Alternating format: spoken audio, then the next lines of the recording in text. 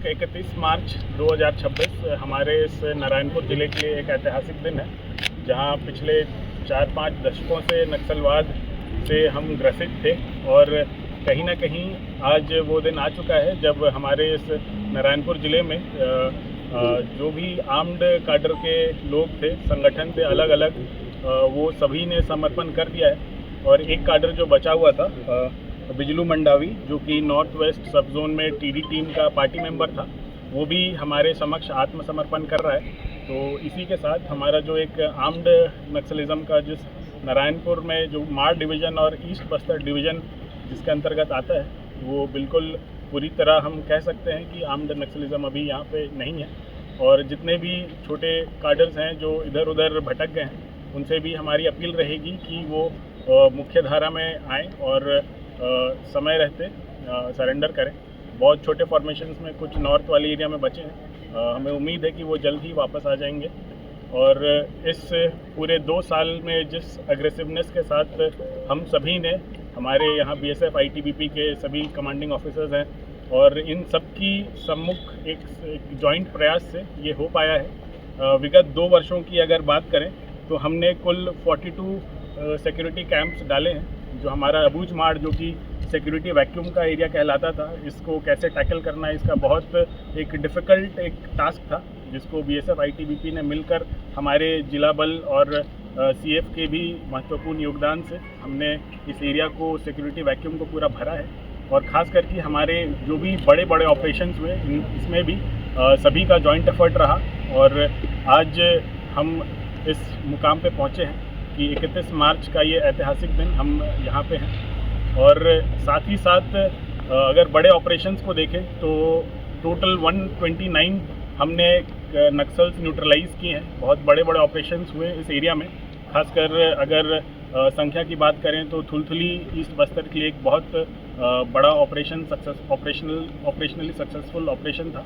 और माड़ डिवीज़न में देखें तो बसव राजू का किल जो था वो 27 मेंबर्स के साथ 21 मई 2025 की जो नक्सल मुठभेड़ हुई थी, वो भी एक बहुत बड़ा ऑपरेशनल अचीवमेंट था। उसके साथ साथ हमने अबूझ माड़ क्षेत्र में 3 सीसी मेंबर्स को भी हमने न्यूट्रलाइज किया है।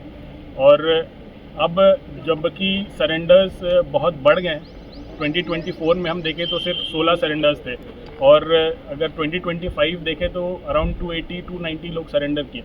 तो एक डोमिनो इफेक्ट की तरह सब एक एक करके सरेंडर करके बाहर आ गए हैं और माड़ में दोबारा से शांति बहाल हो रही है। और साथ ही साथ हमारे जितने भी सीओबीज लगे हैं, they are basically nodal point, जो कि जन सुविधा केंद्र की तरह अभी काम कर रही है। और बहुत अच्छे बड़े बड़े हमें पॉजिटिव न्यूज़ भी मिलती है। साथ ही साथ कम्युनिटी पुलिसिंग भी हो रही है। जितने साल या दशक हमारा माड़ पीछे है, वो जल्द ही डेवलपमेंटल गैप्स को फिल करके आगे बढ़ने की एक तैयारी है।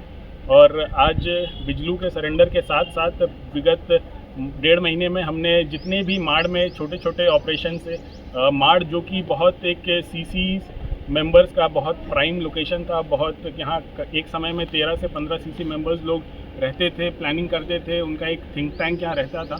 और उन्हीं के एरिया में बहुत सारा डंप्स उन्होंने छुपा के रखा था, जो कि अलग अलग लोगों के हेल्प से, अलग अलग गुप्त सूचनाओं से और जितने भी सरेंडर्स आए हैं उनके हेल्प से हमने बहुत सारा डंप्स रिकवर किया है।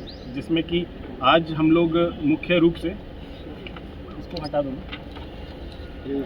3 राइफल, 9mm पिस्टल 1, रिवॉल्वर 1, 315 के 11 नग, 12 बोर बंदूक है, बीजे लॉन्चर्स हैं, फिर भरमार बंदूक हैं। और साथ ही साथ जो लाइव राउंड्स होते हैं, जैसे 303 के हमने 680 नग बरामद किए हैं, 315 के 188, ऐसे ही कुल 1800 लाइव राउंड्स और जो भी ब्लैंक वो मिल करके सब जब्त हुआ है।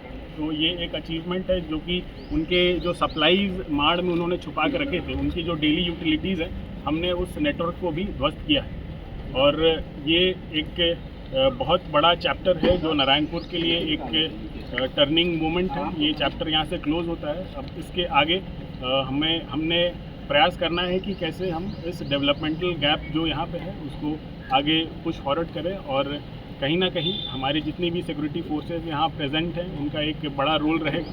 और आने वाली जितनी भी चैलेंजेस हैं उसके लिए भी हम फ्रंट फुट पर रहेंगे। और इसी के साथ आप सब लोग भी इन जो भी रिकवरीज हैं उनको आप लोग देख सकते हैं। Like, comment, and subscribe.